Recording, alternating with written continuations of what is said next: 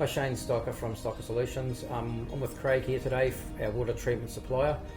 Just discussing the options of how you check whether your current water supply is safe to drink. What is the procedure you would go about it, Craig, to work out that?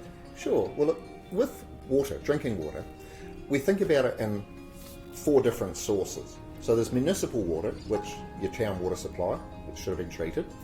We've got rainwater, we've got surface water, and we've got groundwater.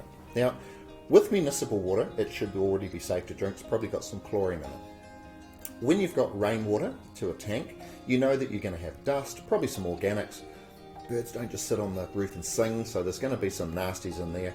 But the key thing is, for these 2 types of water, you can make some assumptions. When you've got surface water and groundwater, you can't. There's really only one way to find out exactly what's in your water, to see how to treat it to meet the New Zealand drinking water standards. Now, the correct way to do it is with a comprehensive chemical water test from an accredited laboratory. But Shane, I believe you guys have done an initiative recently to raise awareness with a mail out. Yes, Craig, we've got a wee flyer we've introduced, and what it does come with is there's a wee bit of information about the legislation and what's required and what you need to do as a water supplier.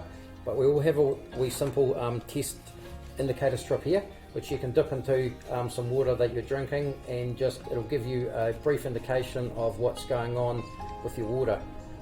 If it comes up very similar to like you do a swimming pool test, if it comes up with something that doesn't look right, the next step then is, as Craig said, is to do the proper laboratory test, where you get a very accurate written report of what's going on with your water. Hey, that's a great initiative. I mean, you're right, it's never going to be the same as a full lab test, but that's a good way to have an experiment and start thinking about what is in your water, because it's not the stuff you can see you should be worrying about.